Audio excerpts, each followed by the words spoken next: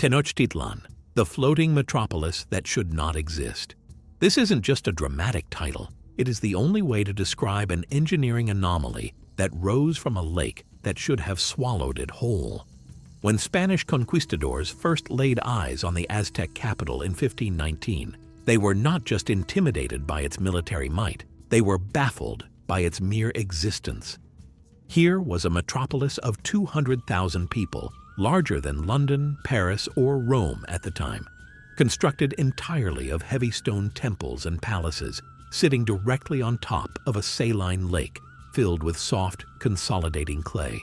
By every standard of soil mechanics known to the ancient world, the massive pyramids of Tenochtitlan should have sunk into the muck the moment they were built. Yet they stood firm. The sheer audacity of founding a capital in the middle of Lake Texcoco is often dismissed as a religious quirk, the myth of the eagle devouring the snake on a cactus. But the reality is far more complex and terrifying. The Aztecs, or Mexica, were latecomers to the Valley of Mexico. They were forced into the marshlands because the prime agricultural land was already taken by established powers like the Tepanecs. They didn't choose the water because of a vision. They chose it because it was the only place nobody else wanted. It was a swampy, uninhabitable death trap. But instead of fleeing, they engineered a solution that rivals the complexity of modern Venice or Amsterdam. They turned a liquid foundation into a weapon of defense and an engine of infinite food production. This wasn't just a city, it was an artificial organism. It breathed through a twin-pipe aqueduct system.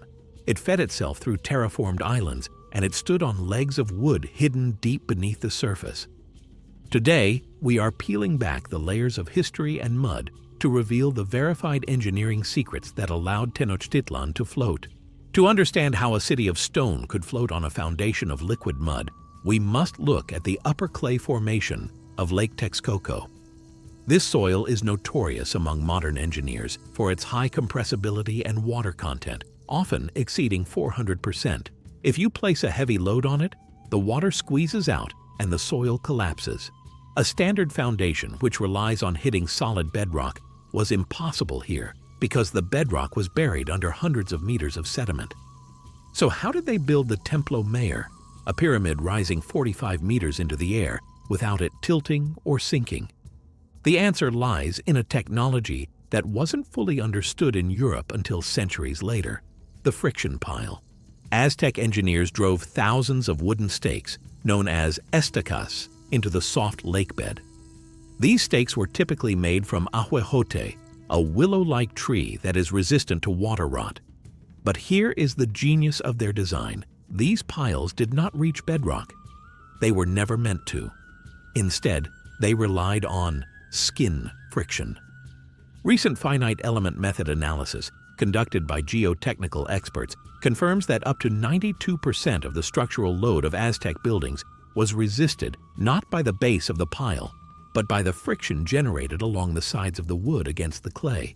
The mud itself gripped the wood, holding it in place. Above these thousands of stakes, they didn't just pour stone. They engineered a platform using tizantla, a red volcanic rock that is incredibly porous and lightweight. By mixing this frothy volcanic stone with a limesand mortar, they created a raft foundation, a rigid, lightweight platform that distributed the crushing weight of the temples evenly across the field of wooden stakes. This is the exact same principle used in modern Mexico City to combat subsidence, yet the Aztecs perfected it in the 1400s without steel or concrete. They didn't fight the lake, they engineered a way to float upon it. For centuries, a persistent myth has suggested that the Aztecs lived on free-floating rafts that drifted across the lake. This romantic image of floating gardens is entirely false and undermines the true industrial scale of their agricultural engineering.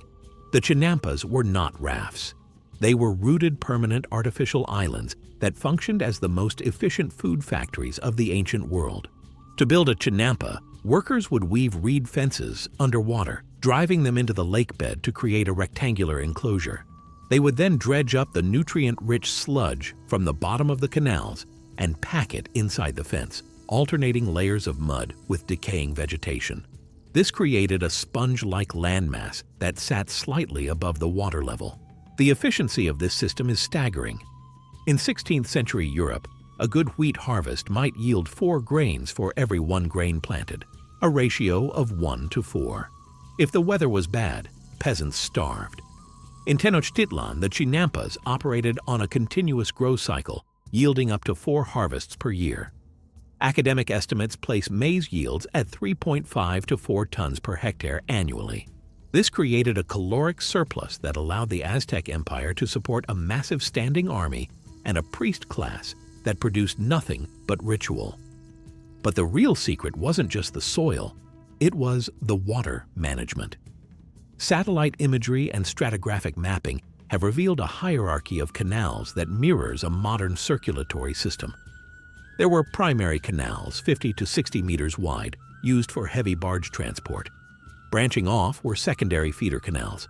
But the key to their success was the tertiary canals, microchannels only 1 or 2 meters wide. These tiny veins ensured that every single plot of land had direct access to water. Farmers didn't need to wait for rain. They used a tool called a zokimate to scoop water and fresh sludge directly onto the plants. This splash irrigation constantly replenished the soil with nitrogen and phosphorus, meaning the land never went fallow.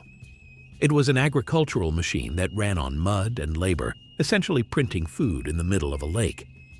Deep within the sacred precinct lay a facility that baffled the Spanish conquistadors, the Totocalli, or House of Beasts. Bernal Diaz del Castillo described it as a place of infernal noise, filled with the roars of jaguars, the hissing of snakes, and the screams of eagles.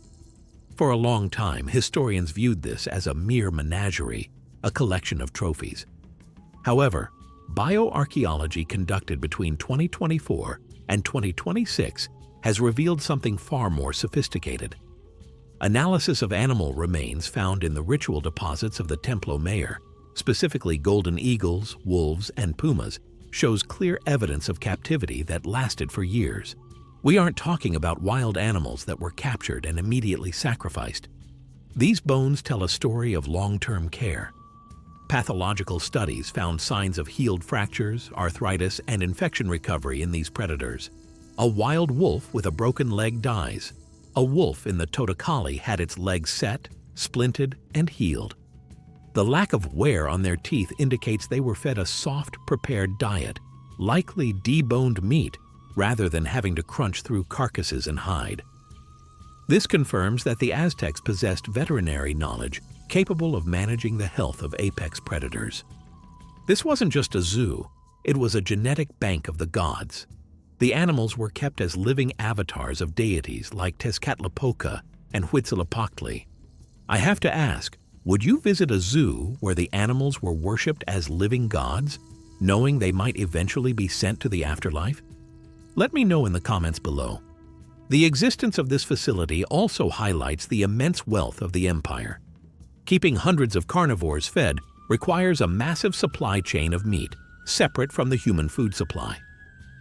In a society without cattle or pigs where protein was precious, allocating tons of meat to jaguars and eagles was the ultimate flex of imperial power. In 2022, archaeologists digging near the Templo Mayor uncovered Offering 178, a discovery that completely rewrote our understanding of Aztec logistics. Inside a stone box, they found 164 starfish of the species Nidorelia armata, commonly known as the chocolate chip starfish. Here is the problem. Tenochtitlan is located in the high-altitude central highlands of Mexico, over 2,200 meters above sea level. This specific species of starfish is found only in the Pacific Ocean, more than 300 kilometers away. To transport marine life across burning deserts and freezing mountain passes requires more than just walking. It requires a cold chain. If the starfish died and dried out during the journey, they would decompose. The fact that so many were found implies a rapid transit system involving the Painani, relay runners who could cover vast distances in hours, or a method of keeping the specimens alive or perfectly preserved in water tanks carried by porters. This offering was not decorative. it was a cosmological recreation. By burying these ocean creatures within the layers of the temple, the Aztecs were literally embedding the underworld, which they associated with water, into the foundations of their sacred mountain. It demonstrates a reach of power that extended from the Gulf Coast to the Pacific. We also see this reach in Offering 174, the Golden Wolf. Discovered in 2017, this sacrificed wolf was buried facing west, adorned with some of the finest gold jewelry ever recovered. Most Aztec gold was melted down by the Spanish into ingots, erasing the artistry of the smiths. But this wolf wore ear and nose ornaments and a pectoral made of high-purity gold that escaped the smelters. It is a rare, glittering testament to the craftsmanship that once covered the walls of the Coricancha. While the Aztecs were masters of hydraulic engineering, their ambition eventually invited disaster. The downfall of the city's infrastructure began not with Cortés, but with a decision made by the Emperor Ahuizotl in the year 1500. The city was growing, and the chinampas needed more fresh water to maintain their impossible yields. Ahuizotl set his sights on the springs of Aqueduct in neighboring Coyoacan. He ordered the construction of a new aqueduct to channel this water directly into Tenochtitlan. The ruler of Coyoacan, a man named Tzutzumatzin, was a skilled engineer himself. He warned the emperor that the spring was erratic, that its flow was too powerful and unpredictable for a direct line. Ahuizotl, blinded by imperial arrogance, took this engineering advice as an act of political rebellion. He had Tzutzumatzin executed and ordered the aqueduct built anyway. The warning was prophetic. When the sluice gates were opened, the water pressure was catastrophic. The flow could not be controlled. The water surged into Lake Texcoco, rising rapidly and breaching the dikes. Tenochtitlan was inundated. For weeks, the city was submerged under a meter of water. The flood destroyed countless adobe homes and washed away acres of precious chinampas. In a twist of cruel irony, the Emperor Ahuizotl himself became a victim of the water he tried to enslave. While fleeing his flooding palace, he struck his head on a stone lintel. He survived the initial blow, but died a few years later from complications related to the injury. The verified historical record shows that the greatest engineer kings of the Americas were ultimately humbled by the very environment they sought to dominate. When the Spanish arrived 19 years later, they saw a city that had recovered, gleaming white in the sun, a Venice of the New World. But beneath the stucco and the stone, the friction piles were still holding their breath, fighting the gravity of the mud, a silent war of engineering that continues to this day in the sinking streets of Mexico City. This metropolis proved that with enough ingenuity, humanity can build a civilization anywhere, even on top of a lake. But it also taught us that nature always demands a price for the land we borrow. If you enjoyed this deep dive into the impossible engineering of the Aztecs, make sure you are subscribed to Ancient Chronicles HD. We are digging up the history they don't teach you in school. Click the video on your screen now to see what happened when the Maya tried to build a city without a river. I'll see you there.